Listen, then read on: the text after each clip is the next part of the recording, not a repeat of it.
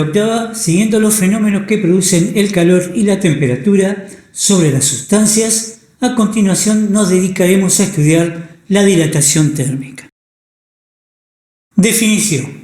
La definimos como el aumento de volumen que ocurre en un cuerpo debido al aumento de su temperatura. Los sólidos, líquidos y gases se dilatan cuando aumenta la temperatura y se contraen cuando ésta disminuye. Aplicación de la dilatación. Un ejemplo clásico del uso que se le da a la dilatación es la elaboración de los termómetros. Tipos de dilatación. Los sólidos se dilatan cuando se calientan y se contraen cuando se enfrían. La dilatación y la contracción ocurre en tres dimensiones: largo, ancho y alto. Dilatación lineal es aquella en la que predomina la variación en una dimensión en un cuerpo, es decir, el largo. Ejemplo: dilatación en hilos, cabos y barras. Ahora bien, veamos el caso de una varilla o de un alambre que a la temperatura T0 su longitud es L0, figura A, y que al aumentar su temperatura hasta T1, su longitud aumentó a L1, en vez de la misma figura. El cambio de longitud será delta L y seguidamente evaluaremos de qué variables depende dicho cambio. Observamos que delta L será tanto mayor cuanto más longitud tenga inicialmente la varilla, luego será directamente proporcional a dicha longitud inicial. Esta dependencia no tiene restricciones. Análogamente, delta L será tanto mayor cuanto mayor sea el aumento de temperatura, delta T, y por ende también directamente proporcional. En este caso, la restricción es que la temperatura no se acerque a la función. En forma simbólica, delta L es igual a alfa por L0 por delta T, donde alfa representa el coeficiente de dilatación lineal.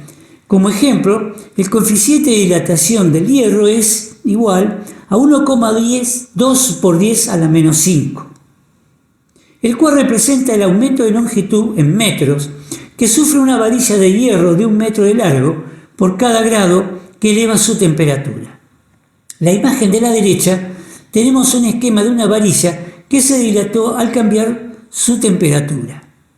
La expresión L1 es igual a L0 por 1 más alfa por delta T expresa la longitud final luego de la dilatación, y el factor encerrado entre los corchetes, 1 más alfa por delta T, se denomina binomio de dilatación. La tabla nos muestra los coeficientes de dilatación lineal y cúbica tomada la temperatura de referencia de 20 grados centígrados. Para tratar de entender lo antedicho, veremos el siguiente ejemplo. Calcular el aumento de longitud que sufre un tramo de vía férrea de 3 kilómetros de extensión entre las temperaturas extremas de trabajo y a que puede estar sometido. Por ejemplo, entre las temperaturas mínima del invierno, menos 10 grados centígrados, y la máxima del verano, más 40 grados centígrados. Los datos son: alfa igual a 0,000012, L0 igual a 3 kilómetros, delta T igual a menos 10 grados centígrados y 40 grados centígrados. Utilizamos la expresión delta L igual a alfa por L0 por delta T. Reemplazamos por los valores y multiplicamos y nos da que delta L es igual a 1,8 metros, es decir, que a lo largo de 3 kilómetros de vía hay que compensar una variación de longitud de casi 2 metros, lo cual se hace dejando una tolerancia de casi 2 centímetros cada 30 metros de riel.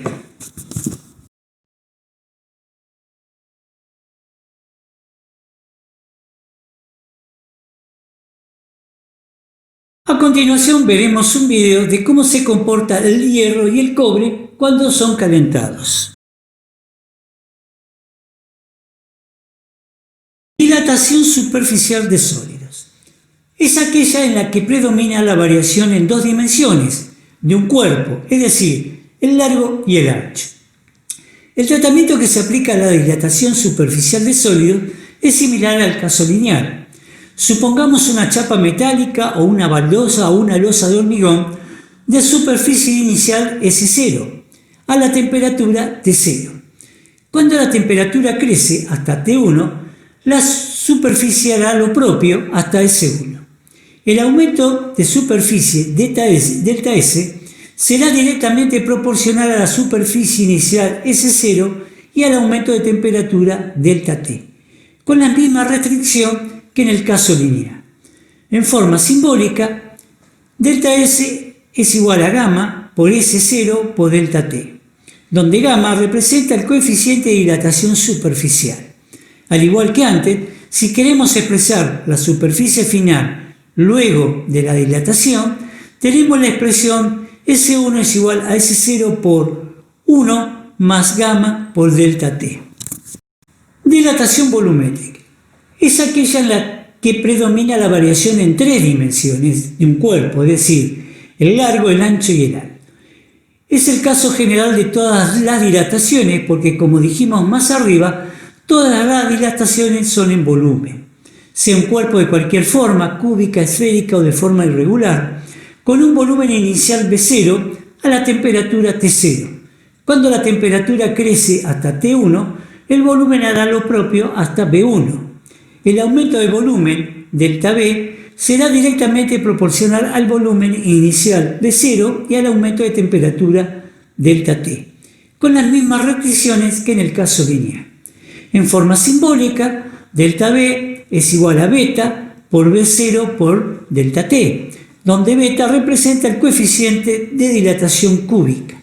Al igual que antes, si queremos expresar el volumen final, luego de la dilatación, tenemos la expresión B1 es igual a B0 por 1 más beta por delta T. Dilatación cúbica del recipiente. Un recipiente, como una botella, un bidón o una lata o tambor de chapa, se dilatan como si fuesen macizos, es decir, que su capacidad varía como si estuviera formada por el mismo material que constituye la carcasa. Veamos el caso de un tambor de chapa de acero de 200 litros, cuya temperatura sube desde 20 grados centígrados hasta 70 grados centígrados. Utilizamos la fórmula delta B es igual a beta por B0 por delta T.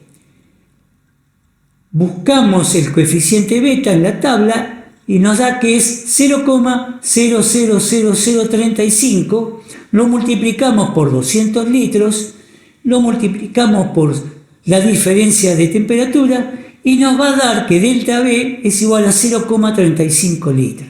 Es decir, que incrementa su capacidad en 0,35 litros, 35.000 centímetros cúbicos, al aumentar la temperatura en 50 grados.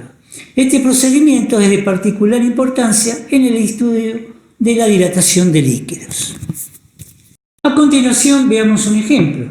Se llena el depósito de gasolina de un coche con capacidad para 70 litros, cuando la temperatura es de 20 grados centígrados.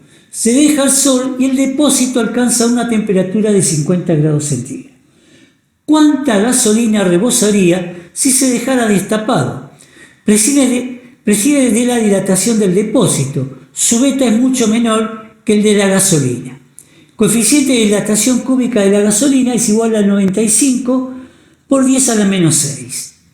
Delta B es igual a beta por B0 por delta T. Delta B es igual a 0,00095 por 1 por grado centígrado, por 70 litros por 30 grados centígrados. Eso nos va a dar delta B es igual a 0,20 litros o 20.000 centímetros cúbicos. Dilatación de líquidos. Los líquidos se dilatan en volumen acompañando al recipiente que los contiene, solo que al tener mayor coeficiente de dilatación que su envase, presentan un particular comportamiento. En efecto, el aumento de volumen que se observa es menor que el que se produce en realidad, debido al aumento de capacidad del recipiente, como hemos visto en el punto anterior. Dicha variación observable se denomina dilatación aparente, que la definimos como a la que se observa en el líquido influenciado por la que experimenta el recipiente que lo contiene. La dilatación real que experimenta el líquido es la que observaríamos si el recipiente no se dilatara. La dilatación real será la suma de la aparente y el aumento de volumen del envase. En símbolos, delta B real es igual a beta real por B0 por delta T. Como en el caso de la dilatación lineal, a continuación veamos un video sobre los líquidos cuando son calentados.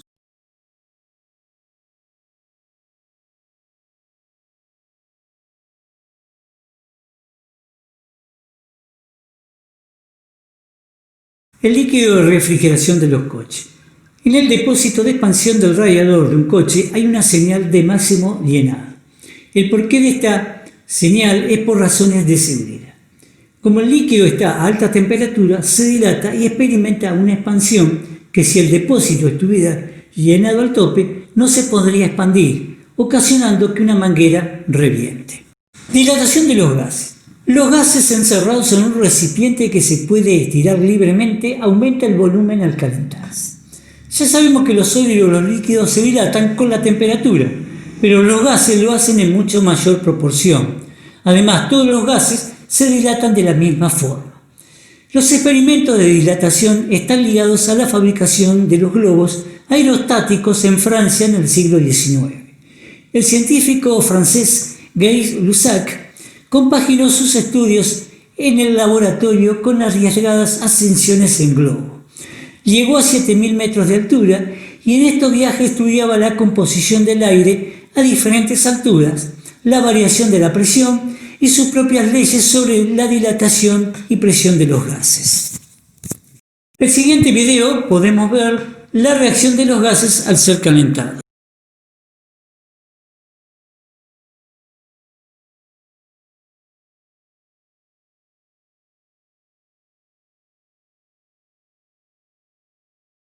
Comportamiento especial del agua. La mayoría de las sustancias se dilatan de manera más o menos uniforme cuando se les eleva la temperatura, mientras no tenga lugar cambio de fase. En cambio, el agua no sigue dicha norma. Si teniendo agua a 0 grados centígrados, la calentamos, su volumen disminuye hasta alcanzar los 4 grados centígrados. Por encima de los 4 grados centígrados, el agua se comporta normalmente y se dilata al elevar su temperatura. Ejercicios de dilatación. En el apunte les dejo 2 ejercicios de dilatación lineal que son muy parecidos al ejemplo que teníamos de las vías. Les puse solamente los datos y la fórmula. Ustedes hagan el resto y el ejercicio número 2. Les salga bien o mal, pero háganlo de todos modos. En la imagen les resalté el coeficiente como está colocado en la tabla y 10,10 menos 5 nos marca la cantidad de ceros que van colocados, resaltado en rojo. Igualmente, en el enunciado de los problemas les agregué el dato del coeficiente. Bueno, hasta acá todo lo referente a la dilatación. Espero que hayan entendido los conceptos. En la unidad número 3 comenzaremos a estudiar el sistema termodinámico. Hasta la próxima.